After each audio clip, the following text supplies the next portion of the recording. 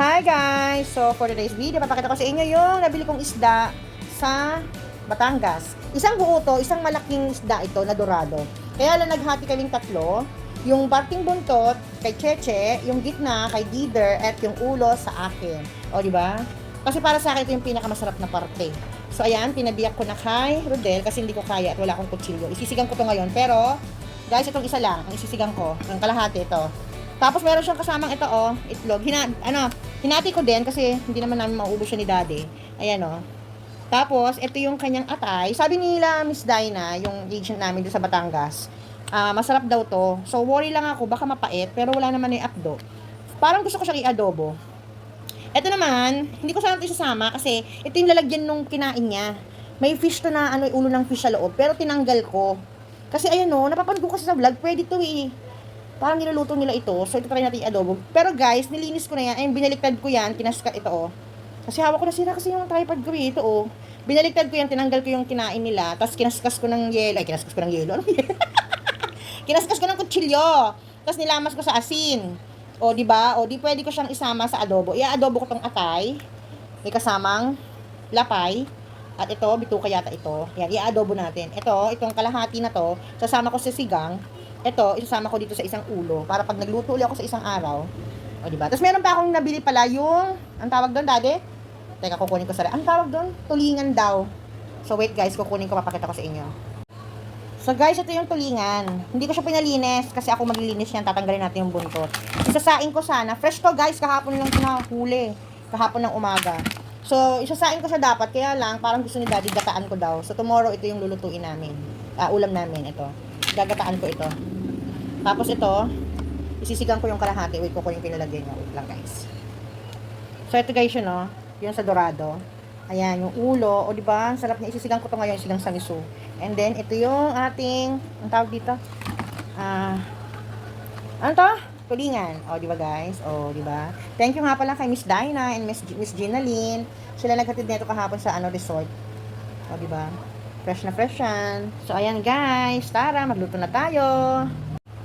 So, guys, luluto na natin yung ating dorado. Pero kalahati lang, dahil si Daddy lang naman mag-ulam nito. Tsaka kalahati ding egg. Sorry guys hindi yung camera. Kasi nasira yung tripod ko, nakakainis. So, ito yung ingredients natin. Siyempre, ang ating number 1 ingredient, ang bida sa ating lulutuin na sinigang sa miso na ulo ng dorado. Diba? Itong dorado. And then, meron tayong spices. Itong sili, luya, bawang, kamatis, at sibuyas. At syempre, dahil wala akong yung miso paste, ito na lang, miso na powder. At hindi siya makukumpleto kung walang tada. Diba? Meron tayong mustasa. So, tara na guys, magluto na tayo. So, guys, start na tayo magluto. Kaya lang, pasensya magalaw kasi sira yung tripod ko. Paulit-ulit tayo, guys. So, unahin natin yung ating luya. Ayan. Unahin natin yung luya natin. Hawak ko kasi yung phone, kaya ganyan, magalaw. Kaya huwag na kayo magreklamo, manood na lang kayo. And then, after that, yung ating bawang. For sure, alam naman ninyo kung paano magsigang, no? So, bahala na kayo guys, ha? And then, pagsabay na natin yung sibuyas at kamatis. Kailangan lutuin natin mabuti yung kamatis para lumabas yung kanyang katas. Saka yung kulay niya. Okay? So, pabayaan muna natin siya dyan na malanta. Balikan natin siya mamaya, guys. So, ayan guys, malapit na siya masunog. Kaya ilalagay ko na itong ating sinigang sa miso. Sama natin sa sigang. Pero hindi ko muna ilalagay lahat kasi ayaw ni Daddy ng sobrang asin. Yan. Igisa muna natin yung ating miso. Yan. And then, mag-add tayo ng water. So, guys, add na natin itong ating water. Yung sakto lang, guys, ha. Mga isang baso lang yung nilagay ko. Pero depende yan. Baka dagdagan ko pa. Magdadagdag pa tayo, guys. So, guys, magdagdag pa tayo ng kalahating baso. So, depende sa inyo, ha. Kasi merong ibang tao na gusto ng maraming sabaw sa miso. Ako gusto ko yung sakto lang. Ayoko yung masyadong naliligo sa, sa sabaw yung isda. Ayan. Hintayin lang natin kung itong kumulo. Ay, pero titimplahan ko muna siya ng patis. Siyempre, magtitimpla tayo ng sarap patis. Kung walang sarap patis, pwede nang kahit anong klaseng patis. So, ayan. Depende sa panlasa nyo kung gaano kaalat ang gusto ninyo, ha. Huwag naman yung lasang dagat na, ha. Baka hindi nyo na makain. So, ayan. Hintayin natin siyang kumulo, guys. Ha? Balikan natin siya mamaya. So, guys, kumukulo na siya. Lagay ko muna yung ating ceiling green para lumasa. Then, guys, isusunod ko na rin yung ating ulo ng fish. Yan. Pasensya na guys, magalaw talaga ha. Bala kayo dyan. So, ito yung, teka lang. Wait lang ha. Huwag kayong atat. Wait lang. Mahirap hawakan. Ito yung ulo ng ating dorado. Di ba? Kita niyo yan, laki, di ba? So, ilalagay na natin dyan. So, hindi na namin chinap-chop kasi mas maganda eh. Tsaka si daddy lang naman ng ulam niya. Hindi kasi talaga hindi nag-uulam yung mga ano, hindi sila mahilig sa sinigang na isda. And then itong tsada, di ba? Sama natin ng egg ng fish.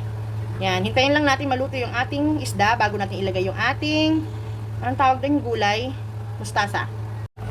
So guys, ayan natuyuan na. Ay, naluto na. Ilalagay na natin tong ating mustasa. Tapos konting kulo, papatay na natin. Natikman ko na siya guys, at masarap. Syempre, luto ko, kaya masarap. O, diba? Konti na yung sabaw, natuyuan kasi di ba? Guys, luto na siya. Di ba? Ang sarap-sarap, grabe. Lasang-lasa mo na isda, syempre isda.